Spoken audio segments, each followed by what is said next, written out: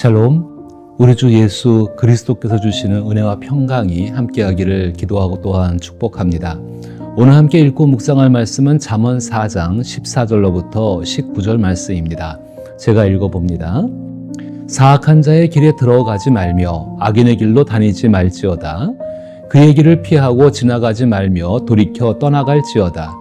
그들은 악을 행하지 못하면 자지 못하며 사람을 넘어뜨리지 못하면 잠이 오지 아니하며 불의의 떡을 먹으며 강포의 술을 마심이라.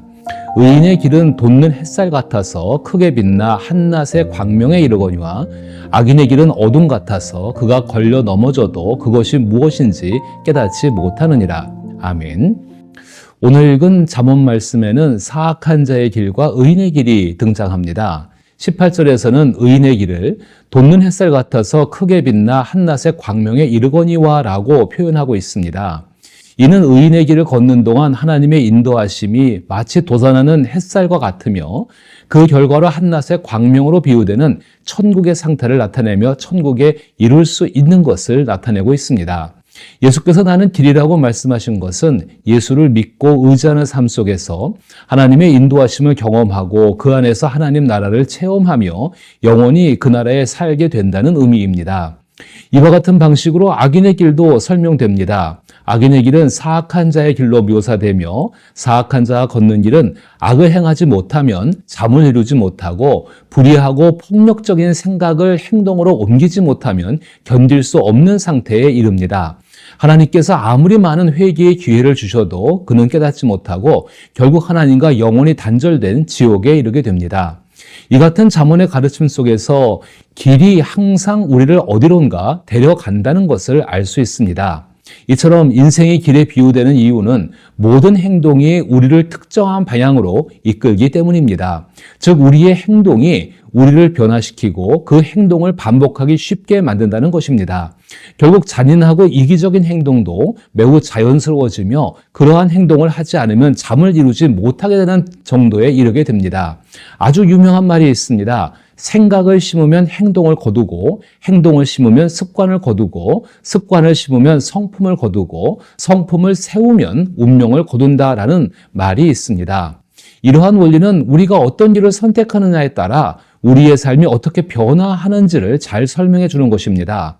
의인의 길을 선택한다면 그 길은 마치 떠오르는 햇살처럼 점점 더 밝아져 한낮의 광명에 이르게 됩니다. 이는 우리가 바른 행동을 반복함으로써 우리의 성품이 점점 그리스도 예수를 닮아가게 되고 결국 우리의 삶이 빛나는 빛으로 가득 차게 된다는 것을 의미하는 것이지요. 반면에 악인의 길을 선택하게 되면 그 길은 어둠과 같아져 우리가 걸려 넘어져도 그것이 무엇인지 깨닫지 못하게 된다는 것입니다. 이는 우리의 잔인하고 이기적인 행동이 우리를 점점 더 깊은 어둠 속으로 끌고 간다는 것을 의미합니다. 이러한 어둠 속에서는 우리의 양심이 마비되고 결국 우리는 자신의 행동이 얼마나 잘못되었는지조차도 인식하지 못하게 됩니다. 그러므로 우리는 매 순간 우리의 선택과 행동이 우리의 삶에 어떤 영향을 미치는지 깊이 생각하며 살아가야 합니다. 이러한 성찰을 통해 우리의 생각과 행동이 마음을 형성한다는 것을 늘 깨닫고 있어야 합니다. 행동이 마음을 형성한다는 원리는 우리의 구원과 깊은 관계가 있습니다. 우리는 구원에 관한 로마서 10장 9절과 10절의 말씀을 암송하고 있습니다. 내가 만일 내 입으로 예수를 주로 시인하며 또 하나님께서 그를 죽은 자 가운데서 살리신 것을 내 마음에 믿으면 구원을 받으리라. 사람이 마음으로 믿어 의에 이르고 입으로 시인하여 구원에 이르느니라. 이 말씀은 우리의 믿음과 고백이 어떻게 우리를 의롭고 구원에 이르게 하는지를 명확하게 보여주는 말씀입니다. 믿음은 우리 마음속에서 시작되지만 그것이 우리의 삶에서 표현되지 않으면 완전하지 않다는 것입니다. 따라서 우리는 우리의 마음에 있는 믿음을 행동으로 옮겨야 합니다. 믿음의 행동은 우리의 성품을 형성하고 그 성품은 우리의 운명을 결정짓습니다. 선택이 중요합니다. 그러나 그 선택을 유지하는 행동은 선택으로 인한 새로운 결과를 만들어내게 됩니다. 믿음과 고백, 그리고 믿음과 고백에 따른 반복적인 행동이 함께 어우러져 우리의 영적 여정을 완성해 나가는 것입니다. 우리는 믿음을 통해 의로워지고 그 믿음을 고백함으로써 구원을 받는다고 성경이 말을 하고 있습니다. 이는 단순히 말로만 하는 것이 아니라 우리 삶 전체를 통한 고백이 되어야 한다는 것입니다. 우리의 행동은 우리가 누구인지 그리고 우리가 무엇을 믿는지를 보여주는 강력한 증거가 됩니다. 그렇게 만들어진 자신에게 있는 증거가 사악한 자들과 함께 길을 걸어가는 동안 의인의 길을 걸어갈 수 있는 자신의 정체성, 신념이 되어집니다. 그러므로 우리는 매 순간 우리의 삶에서 의인의 길을 선택해야 합니다. 작은 행동 하나하나가 모여 우리의 성품을 형성하고 그 성품이 우리의 운명을 결정짓기 때문입니다. 의인의 길을 걸으며 우리는 더욱 그리스도 예수를 닮아가고 그분의 빛을 세상에 비추는 삶을 살아갈 수 있게 되는 것입니다. 우리의 행동은 단순한 습관을 넘어 우리의 영혼을 변화시키는 강력한 도구임을 우리는 결코 잊지 말아야 합니다. 결국 우리는 우리의 선택과 행동을 통해 하나님의 영광을 드러내고 하나님의 사랑과 은혜를 세상에 전달하는 삶을 살아가야 한다는 것입니다. 그리스도를 중심으로 한 삶을 선택함으로써 우리는 진정한 평안과 기쁨을 누릴 수 있으며 우리의 삶은 한낮의 햇빛처럼 찬란하게 빛날 것입니다. 우리는 이렇게 형성된 마음을 종종 성령으로 충만한 마음이라고 말합니다. 잠언은 의인의 길을 따라 만들어진 마음을 지키라고 간곡하게 부탁합니다. 모든 지킬 만한 것 중에 더욱 내 마음을 지키라. 생명의 근원이 이에서 남이니라. 구부러진 말을 내 입에서 버리며 삐뚤어진 말을 내 입에서 멀리하라. 내 눈은 바로 보며 내 눈꺼풀은 내 앞을 곧게 살펴 내 발이 행할 길을 평탄하게 하며 내 모든 일을 든든히 하라. 좌로나 우로나 치우치지 말고 내 발을 악에서 떠나게 하라. 많은 신앙인들이 처음 믿을 때의 감격을 첫사랑이라고 생각하며 그 마음을 회복하고자 합니다. 그러나 우리는 요한계시록 2장에서 주님께서 하신 말씀에 주의해야 합니다. 그러나 너를 책망할 것이 있나니 너의 처음 사랑을 버렸느니라. 그러므로 어디서 떨어졌는지를 생각하고 회개하여 처음 행위를 가지라. 만일 그리하지 아니하고 회개하지 아니하면 내가 네게 가서 내 촛대를 그 자리에서 옮기리라. 부활하신 예수 그리스도의 지적은 처음 사랑을 버렸다는 것에 그치지 않습니다. 우리는 어디서 떨어졌는지를 생각하고 회개하여 처음의 행위를 회복해야 합니다. 이는 예수 그리스도에 대한 처음의 행동이 예수 그리스도께 대한 마음을 형성했던 원리를 기억하고 실천하라는 의미입니다. 우리가 어디서부터 잘못되었는지를 되짚어 본다면 예수 그리스도를 대하는 마음을 성숙시키기 위한 행동이 부족했음을 알 수 있습니다. 사랑은 시작했지만 그 사랑이 전혀 열매를 맺지 못한 것입니다. 마치 예수님께서 말씀하신 가시덤불에 뿌려진 씨앗의 비유처럼 싹은 났지만 가시의 기운 때문에 잘 자라지 못한 것과 같습니다. 악인의 길은 하나님께 대하여 아무것도 하지 않으면 됩니다. 태어날 때부터 악을 택하는 사람은 없습니다. 그러나 하나님께서 하나님을 알 수 있는 기회를 주셨을 때 그것을 택하면 의인의 길에 들어서게 됩니다. 사실 그것은 우리의 공로와 아무 관계가 없이 하나님께서 전적으로 은혜로 주신 것입니다. 그런데 그 의인의 길을 걸어가는 것은 하나님을 선택한 것을 유지하고 향상시키려는 부단한 자기 노력이 필요한 것입니다. 그리고 하나님은 그렇게 노력하는 사람을 하나님의 능력으로 보호하시고 인도하시며 도우시고 지켜주십니다. 아주 단순한 예를 들어보겠습니다. 남편과 아내, 부모님과 자녀들 사이의 사랑은 세상 그 어떤 것보다도 강합니다. 그래서 사람들은 피는 물보다 진하다고 말합니다. 그러나 그 끈끈한 관계가 어느 한순간에 형성된 것이 아님을 기억해야 합니다. 이는 함께 살아가면서 반복해서 경험하는 사랑과 헌신의 관계 속에서 만들어진 사랑의 마음입니다.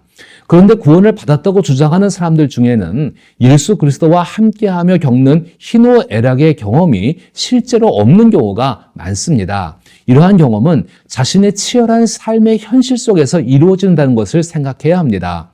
그럼에도 불구하고 우리는 가장 소중한 예배가 모든 것을 대신한다고 생각해 왔습니다. 결혼식장에 들어가는 신혼부부를 생각해 보십시오.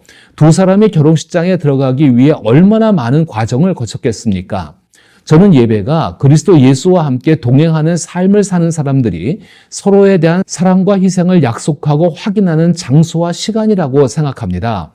예수님과 함께 동고동락하는 자신의 삶 속에서 예수님의 뒤를 따라가기 위해 치열한 삶을 살아왔다고 한다면 자신이 하나님께 드리는 예배는 하나님의 사랑과 희생을 그리스도를 통해 경험할 수 있는 가장 복된 시간이 될 것입니다. 행동이 마음을 형성하는 원리 속에서 그리스도 예수의 성숙한 믿음에 이르러 하나님께 대한 흔들림이 없는 사랑과 헌신의 삶을 살아가야 합니다. 그러나 이러한 마음을 형성하는 행동이 없거나 지속적인 노력이 없다면 자기 감정이라는 방해물을 제거할 수가 없습니다. 행동이 마음을 형성한다는 원리를 가지고 살아갈 때 항상 존재하는 장애물은 감정입니다. 그래서 우리는 종종 감정의 행동을 결정짓는다고 생각할 때가 많습니다. 예를 들어 사랑의 감정이 없다면 사랑의 행위는 위선이라고 생각합니다. 그러나 잠언에서는 행동이 감정을 형성한다고 말합니다. 따라서 하나님께 대한 사랑이 느껴지지 않는다고 해서 가만히 있어서는 안 됩니다. 사랑의 행동을 실천해야 합니다. 그러면 대개 감정도 자연스럽게 따라옵니다. 그런데 우리에게 있는 삶의 현실은 사악한 자가 항상 우리 곁에 있다는 것입니다. 사악한 자의 길을 걷는 악인은 언제나 원수입니다. 그리스도인들이 매우 힘들어하는 것 중 하나는 사악한 자의 길을 걷는 악인을 사랑해야 한다는 강박입니다. 이러한 강박은 예수께서 원수를 사랑하라는 말씀에 사실 기초하고 있습니다. 그런데 예수님께서 원수를 사랑하라고 하신 말씀은 단순히 따뜻한 감정을 억지로 만들어내려는 뜻이 아닙니다.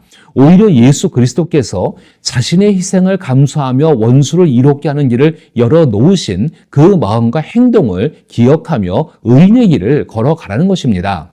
그래서 우리는 분명히 기억할 것이 있습니다. 우리는 악인에게 천국을 만들어주는 사람이 아니라 천국이 존재함을 알려주는 사람입니다. 동시에 악인에게 지옥을 만들어주는 사람이 아니라 지옥이 존재함을 알려주는 사람인 것을 기억해야 합니다. 이 말은 자신이 하나님 안에서 할 수 있는 것과 할 수 없는 것을 구분하는 영적인 지혜와 사악한 자로부터 영향을 받지 않는 경계를 가지고 있음을 의미합니다. 오랜 시간 동안 예수님의 마음을 따르기 위한 행동이 없다면 예수님께서 말씀하신 원수에 대한 사랑은 우리의 신앙에 있어 가장 무거운 짐이 될 것입니다. 이는 예수 안에서 자신이 사랑할 수 있는 것과 사랑할 수 없는 것을 구분하는 기준이 없거나 그 기준이 사람들이 생각하는 낭만적인 기대나 사랑에 기반하고 있음을 의미한다는 것입니다. 우리는 예수 그리스도께서 우리에게 보여주신 사랑과 희생을 통해 그리스도인의 삶에서 중요한 것이 행동이 마음을 형성한다는 원리를 배울 수 있었습니다. 사랑해야 할 대상을 더욱 사랑하는 행동을 통해 예수님에 대한 우리의 마음을 더욱 성숙시키고 강화시켜 나가야 합니다. 이제 이 영상을 시청하신 후 목장에서 나누어 보시기를 바랍니다. 의인의 길을 가기 위해서는 하나님을 선택하는 것을 유지하고 향상시키려는 자기 노력이 필요합니다. 자신이 구체적으로 실천해야 할 사항들을 생각해보고 이를 함께 나누어 보세요. 사악한 자의 길을 걷는 악인을 당신은 어떻게 대하는지에 대해 이야기해 보십시오. 악인의 길을 걷는 자를 사랑해야 한다는 강박이 예수 그리스도의 마음이 없는 자기 기만이 아닐까 하는 의문이 있다면 나누어 보시게 되기를 바랍니다.